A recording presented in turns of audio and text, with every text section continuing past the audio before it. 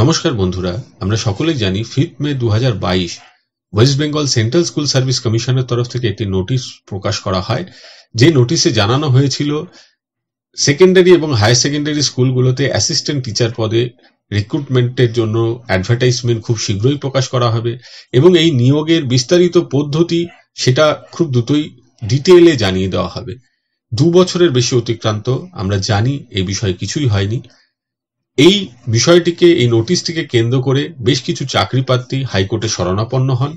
তারা হাইকোর্টের কাছে আর্জি রাখেন এসএসসি এই নোটিশ অনুযায়ী নতুন রিক্রুটমেন্টের বিষয়ে পদক্ষেপ নিক, সেই বিষয়ে হাইকোর্ট যেন নির্দেশ দেয়। সেই কেসে কি হলো আজকের এই ভিডিওতে আমি আপনাদের সামনে তুলে ধরব। পাশাপাশি পশ্চিমবঙ্গে হাই স্কুল এবং হায়ার সেকেন্ডারি স্কুলগুলোতে রিক্রুটমেন্ট, অ্যাসিস্ট্যান্ট টিচার পদে যে রিক্রুটমেন্ট, সেটা ঠিক কোন জায়গায় দাঁড়িয়ে রয়েছে, এর ভবিষ্যৎ কি হতে চলেছে সেই বিষয়ে একটু তুলে ধরার চেষ্টা করব। এই কেসটিতে প্রেয়ার ওটাই ছিল যে 5 মে নোটিশ অনুযায়ী যাতে কোর্ট একটা ম্যান্ডামাস ইস্যু করে এবং এসএসসি কে নির্দেশ দেয়। তবে এসএসসির তরফ থেকে তুলে ধরা হয় কেসটি এখনো প্রি ম্যাচিওর এবং 5 মে 2022 নোটিশকে কেন্দ্র করে নতুন অ্যাপয়েন্টমেন্টের ক্ষেত্রে বাধা হয়ে দাঁড়াচ্ছে 2016 সালে ফার্স্ট এসএলএসটিতে যে 9, 10, 11, 12 টিচার রিক্রুটমেন্ট হয়েছিল, তার কেস চলছে সুপ্রিম কোর্টে। সেটা সম্পূর্ণ না হলে, তার ফেট কি সেটা না জানা গেলে পরবর্তী রিক্রুটমেন্ট প্রসেস শুরু করা যাবে না। অর্থাৎ 9, 10, 11, 12 টিচার রিক্রুটমেন্টের ক্ষেত্রে এসএসসির সাবমিশন হচ্ছে যতক্ষণ না 2016 সালে কেস মিটছে, নতুন করে রিক্রুটমেন্ট কিন্তু করা যাবে না। কোর্ট তাদের এই বিষয়টি মেনে নিয়েছে, কারণ this court find substance in this submission made on behalf of the commission. আর পাশাপাশি জানিয়েছে এই নতুন নিয়োগের বিষয়টি সিদ্ধান্ত নেওয়ার অধিকারী হচ্ছে স্টেট এবং স্কুল সার্ভিস কমিশন। তারা ঠিক করবে কখন, কিভাবে এই সিলেকশন প্রসেস, অর্থাৎ নতুন সিলেকশন প্রসেস তো শুরু করবে। তাই এই কেসটিকে ডিসমিস করে দিয়েছেন।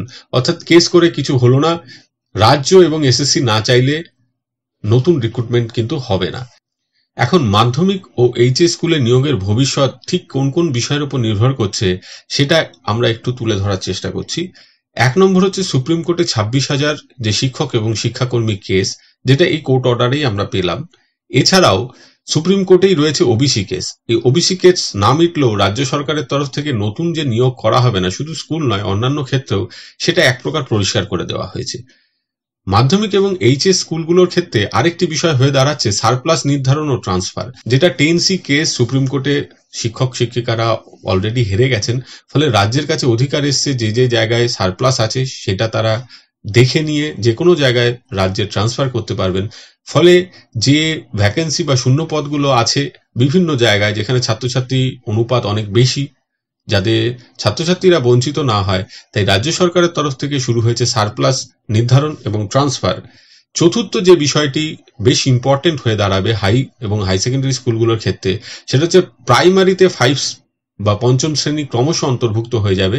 এই বছরও বেশ কিছু স্কুল প্রাইমারিতে 5 যুক্ত হয়েছে।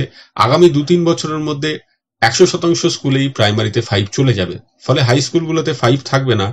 এর ফলে হাই স্কুলগুলোতে কিন্তু স্টুডেন্ট কমে গেলে শূন্যপদ হ্রাস পাবে, চিরতরে বিলুপ্ত হবে শূন্যপদগুলো এবং নতুন করে সারপ্লাস টিচার বেড়ে যাবে এবং তাদেরও ট্রান্সফারের মাধ্যমে যেখানে প্রয়োজন রয়েছে সেখানে কিন্তু পূরণ করা হবে পদগুলো।